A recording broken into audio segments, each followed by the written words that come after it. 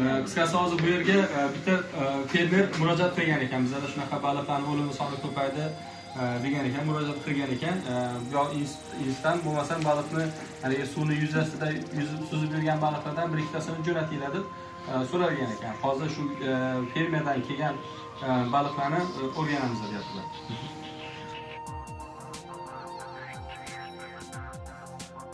Böyle örnek aldık. Fermadan shu namuna keldi.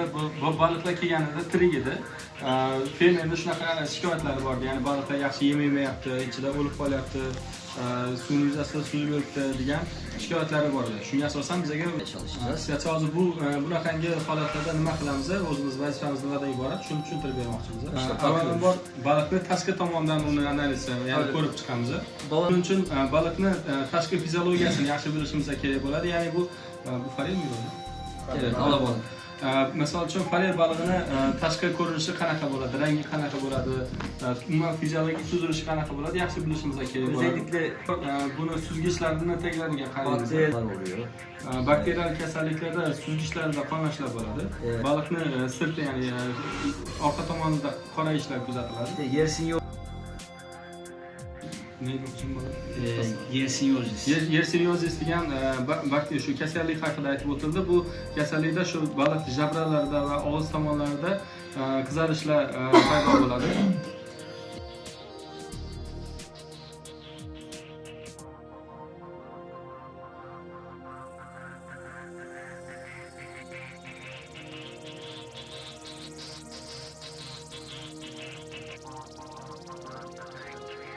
Anlanma durumuna. Jabralarni ochib qaraymiz. Jabralarda qonash bormi yo'qmi? Mesela bunun gerekiyor. Lekin e'tibor berib qaraladigan bo'lsa, jabralarning rangi oqish, ya'ni baliq o'lganiga 2-3 soat bo'lganligini ham bunga ta'siri bo'lgan bo'lishi mumkin. Ya'ni ko'zini atrofiga qaraymiz, ya'ni taqdimotdan ko'rildi, ko'z chiqib ketadigan kasallik haqida aytildi. Ya'ni shu kasallikka chalinganligini tashqi tomondan analiz qilib, ya'ni dastlabki bosqichda nima bo'lgan ekan degan bir fikr yuritamiz deydi. Ko'z bilan qarab. Bu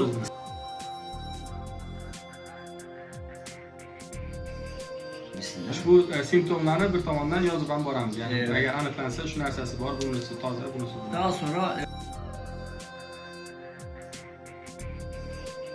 Bundan keyin parazitlarni aniqlashga urinib ko'ramiz. Bu oddiy bir usul hisoblanadi. Ya'ni shisha nima deydi, mikroskop shishasi orqali baliqni qorin suzgichlari tomonidan karın yüzgeçlerinden alıp lavamızın üzerine koyuyoruz. lambani nimasi ustiga qo'yamiz. Qorin va suzgich tomonlarida parazitlar ko'p yig'iladigan joylar hisoblanadi. Yine aynı şekilde.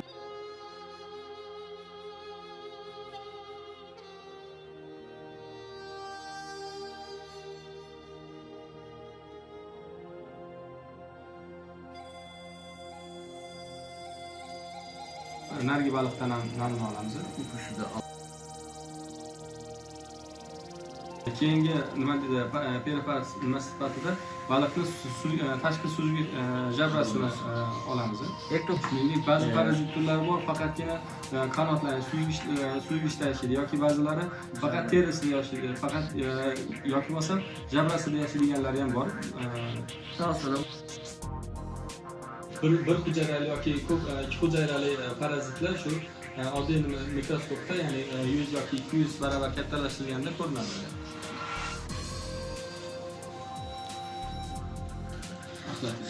Hexamita ve benzeri iç Hexamita degan parazit turlarda axlatni tashqi tomondan ham ko'rinadi. hexamitalar genelde soğuk sularda oluyor. Hexamitalar ko'pincha sovuq suv nimalarda, baliqlarda kuzatiladi. Taqdimotda aytib o'tganimizdek, buni umumiy va maxsus oziq nimasi, jonli nima deymiz aka?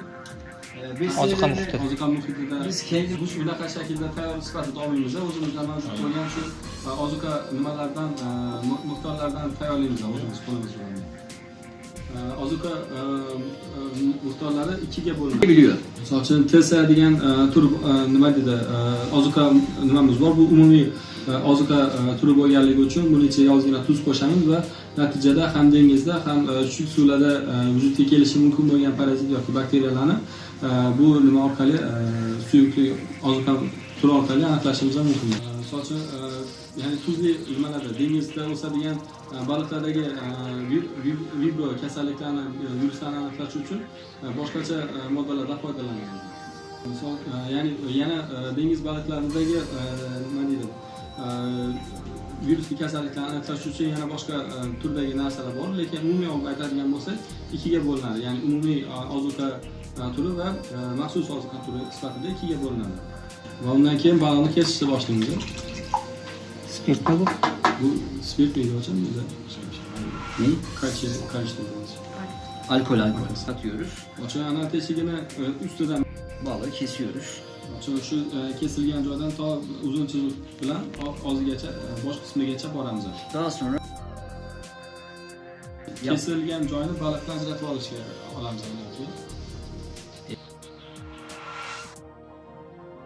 Qaraymiz, buni ya'ni mushak to'qimalarida qonlashlar mavjudmi? Shularni aniqlashga harakat qilamiz. Baliqning ichki organlarini ya'ni chiqarishga, ko'rishga harakat qilamiz. Baliqni jigarida, dalağından buyrakni bu baliqlarda uzun shaklda joylashgan bo'ladi. Oldingi buyrak qismidan olamiz, ya'ni patologik alomatlar borligini aniqlash uchun va olgandan keyin ushbu ozuqa nimasiga aralashtiramiz, ekamiz. Bu planetar nimadan tayyorlangan, nima deydi, ekish uchun maxsus moslama. Buni plastik turi ham bor. Buni aytib o'tganimizdek, bu steril muhitda, ya'ni yopiq muhitda amalga oshirishimiz kerak edi, lekin ko'pchilik bo'lganimiz uchun buni ochiq muhitda qilamiz va nimani asbobni qizil, ya'ni qip-qizil bo'lgunicha qizdiramiz, ya'ni buni tozalash uchun har daha sonra nima deydi, jigarni ichiga suqib, uni ichidagi mavjud, ya'ni ehtimoliy viruslarni yoki bakteriyalarni aniqlashga harakat qilamiz. yerden çıkartıp Va agar buni ochiq muhitda olgandan keyin ustini to'liq ochib yumamiz, qopqog'ini ozuqa turib, uni yarim ochib turib, xuddi ko'rsatganlaridek yana instrumentni qizdirib, dezinfeksiya arkasına talonni o'zini olib turib, ozuqa yeriga ham surib chiqish ham mumkin. Yoki ichidan namuna olishimiz ham mumkin.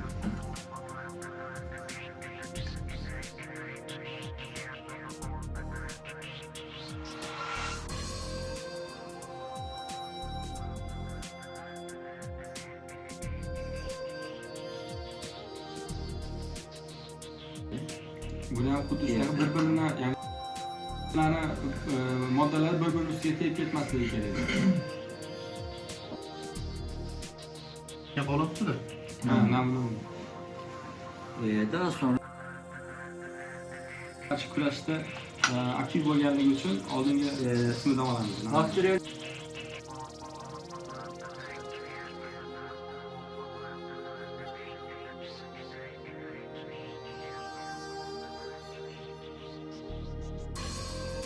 yerine yapıyoruz. Bakteriyali ekish usulini hozir amalga oshirdik. Ikkinchi baliq turidan esa boshqa o'ragandan keyin inkubatorning issiqligini xona harorati darajasida qoldiramiz. Bu yerda odatda qish paytlarida 22 gradusgacha suv harorati bo'lganligi uchun bizga bu xona harorati yetarli bo'ladi. Shu patogenlarning o'sishiga yetarli bo'ladi. Evet.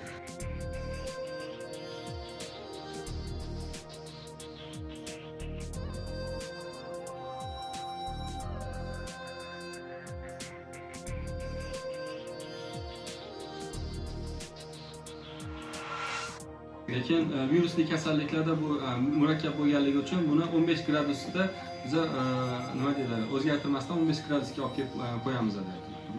Agar bu yerda 3-4 kun ichiga qo'yib qo'yamiz, agar bu bakterial kasallik bo'ladigan bo'lsa 24 soat ichida o'zini namoyon qiladi. Va 24 soatdan keyin ushbu nimada ko'ringanidek bakterial o'sish ko'rinadi.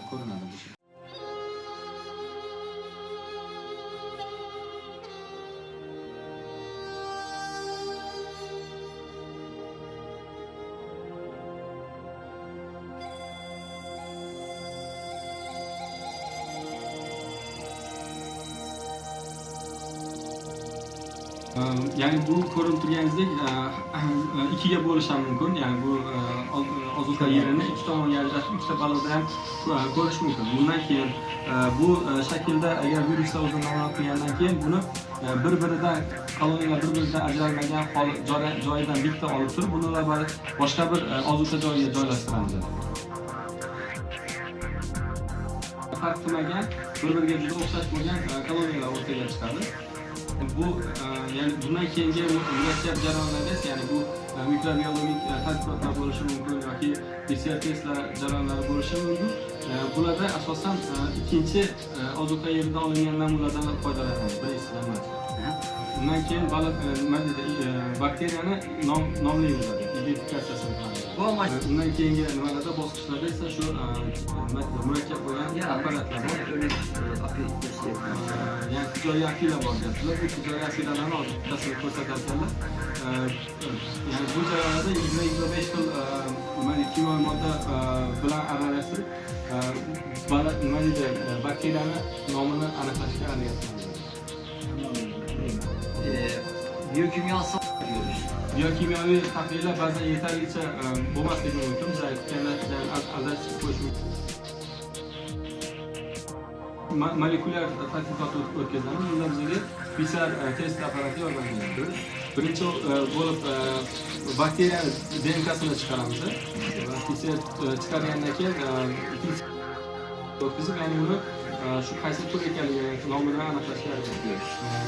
Bundan ham ilg'or bosqichlarda bakteriyalar biroz suvlangandan keyin buni 50 mikrolitre.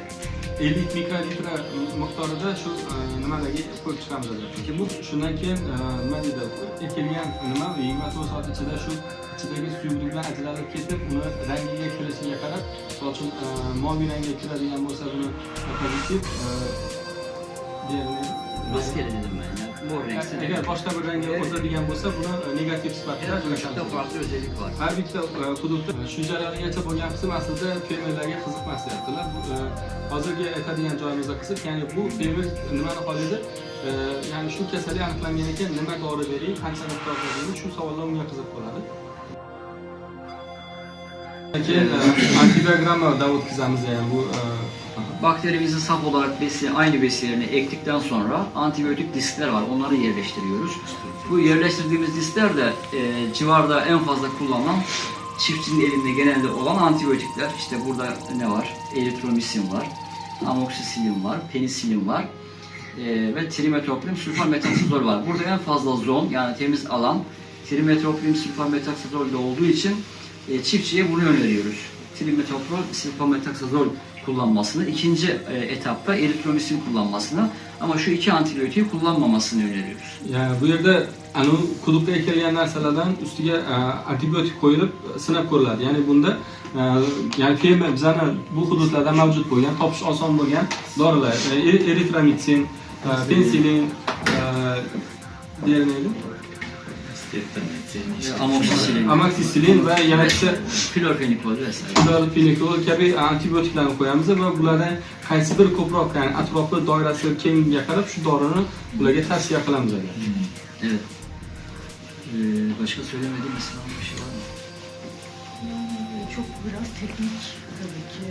Yani genel olarak yaptığımız işlemler bunlar arkadaşlar. Senin de sorularınız varsa yanıtlamaya çalışalım. Umumiy jihatdan qarasa mana shu jarayonlarni olib boramiz. Agar savollar bo'lsa berishlar mumkin. Umumiy hammasiga ta'sir qiladigan antibiotiklar bormi? Genel olarak bütün işte hastalıklara tedavi olabilecek bir antibiyotik var mı?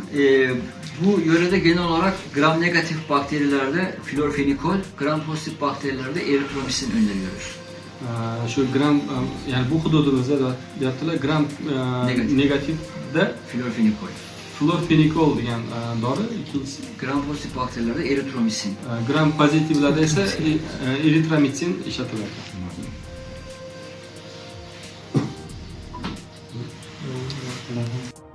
Bugun 9-may 2023-yil.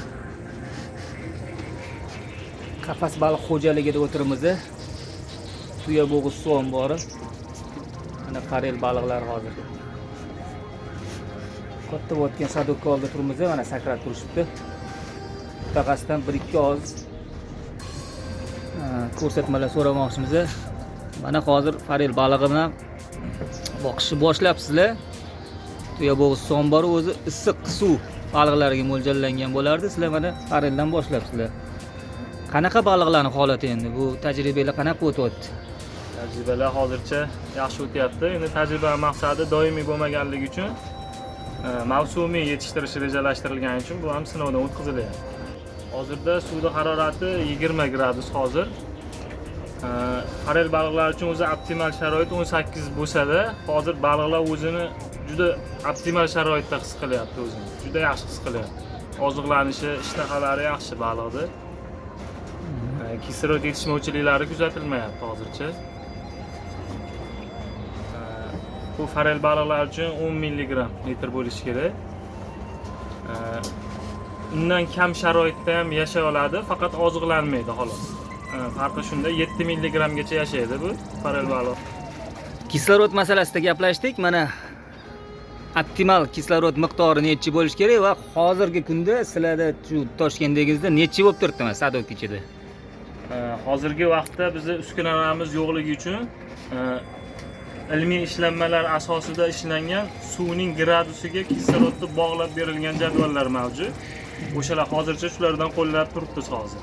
Keyin kuzatuvlar natijasida kuzatib turibmiz. Baliqning holati, o'zgarishi, o'zini qanaqa his qilishlari bo'yicha o'rtacha hisobda olyapmiz hozir. Farq lekin juda katta emas.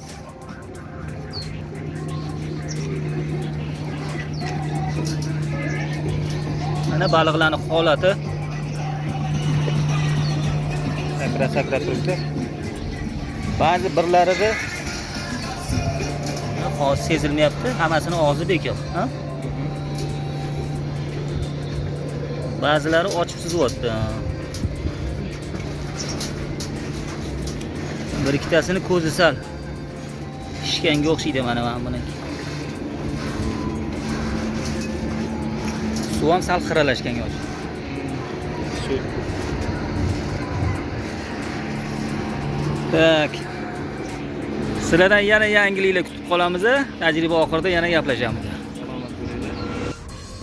26-mart 2023-yil. Forel vazni 400 nechadi? 52. 452. İçini yorib ko'ryapmiz. Nazorat ovi. Faqat hazm qilishlarini ko'ramiz.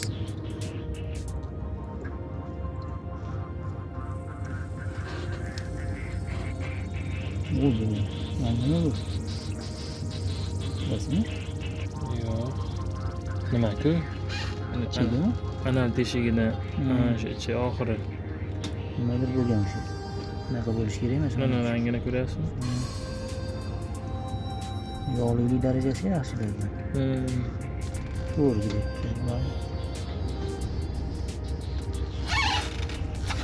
Chigari yaxshi.